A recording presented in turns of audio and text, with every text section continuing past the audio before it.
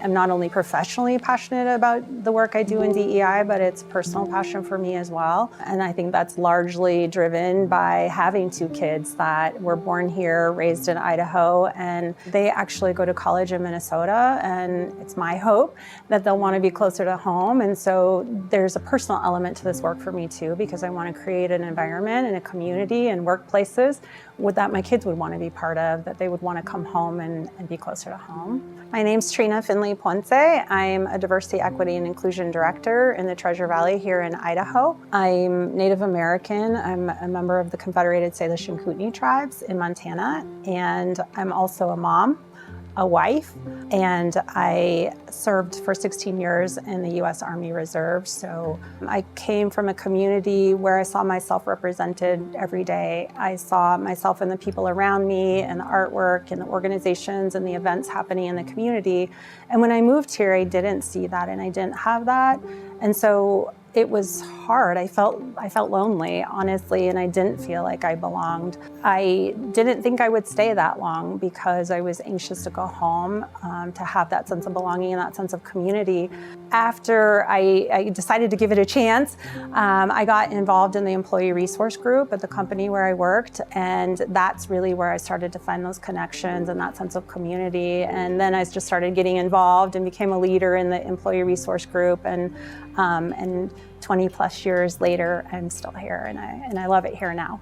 My name is Kevin Archangel, originally born and raised in Stockton, California, Bay Area. I tell you, my first 5-6 months here, I was a little depressed, I was a little sad because it's overall a lot of adjustments, and for people who move from big metro cities to small towns, Idaho can be a lot of different things, especially here in the Treasure Valley area, and I think having someone who can guide you and put you in the right spaces, put you in front of the right people can go a long way.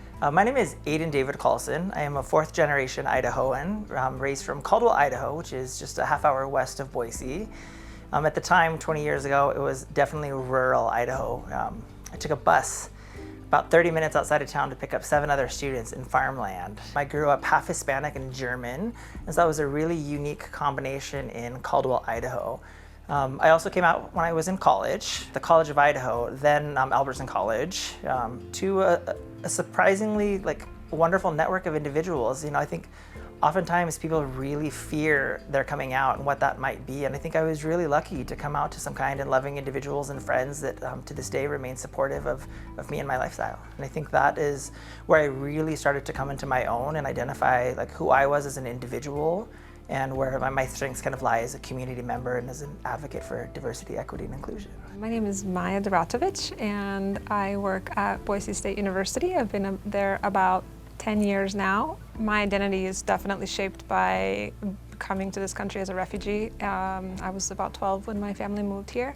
Our journey to Idaho, when we first came here, we all thought that we would go back to Bosnia, where we came from. It was really hard in the beginning. You feel like you don't belong because, you don't speak the language, and I wish that there was someone that told us that it was okay, that it's totally normal not to feel like you belong, and that it just takes time to build that community here, and it doesn't happen overnight.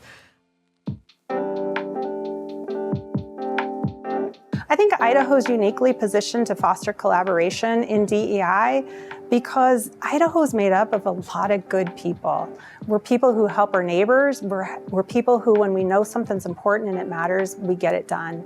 And I think that even though in Idaho we're early in our journey as it relates to diversity, equity, and inclusion, that can be really exciting because we're not married to any one way of doing it.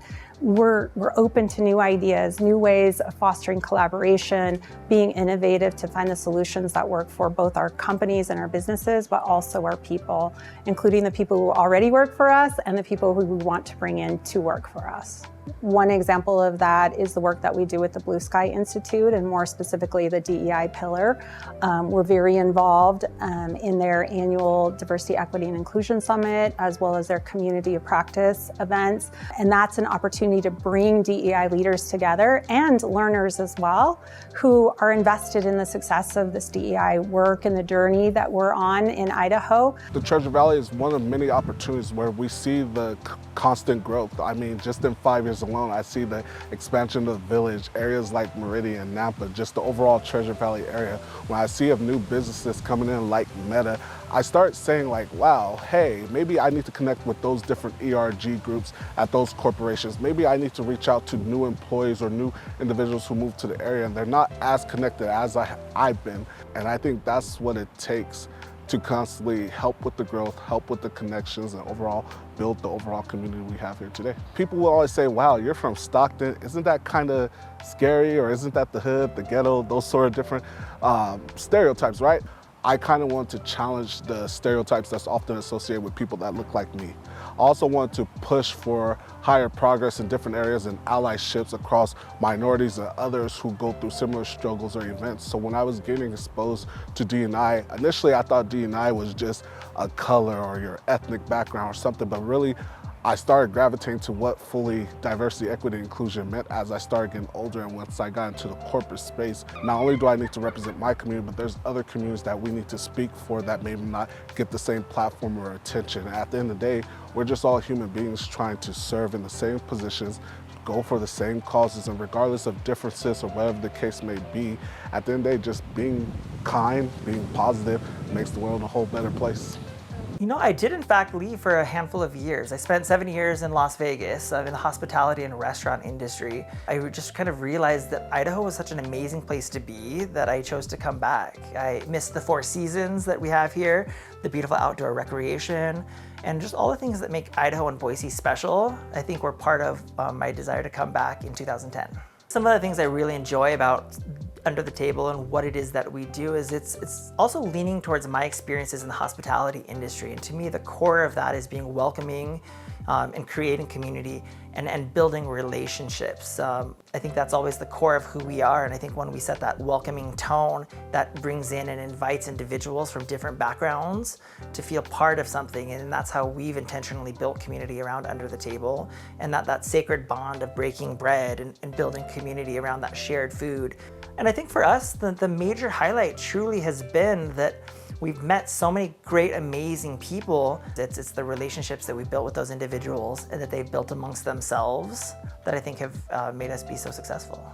We had a really big Bosnian community here, and so it was easy to find friends and to always have a place where you belong. And also the support and the curiosity of the Americans here that always wanted to know about our culture and our community and our different foods and things like that. When Boise City Arts and History Department gave us a grant to do Bosnian cooking classes, those classes were always full, and seeing the people that came out to those classes just made me feel like people really want to know about other cultures, and we as Bosnians had something to offer to the society. I would say that diversity, equity, and inclusion is treating others like you want to be treated, and just being a good person. I remember one time it was pouring rain outside, and I was meeting with someone in a professional meeting, and they left, and I was like, oh, I'll just wait for the rain to stop. And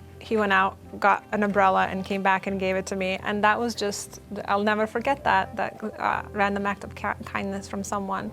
And I think that's what diversity, equity, and inclusion means to me, is just sometimes going out of your way to help someone that you know that might need it.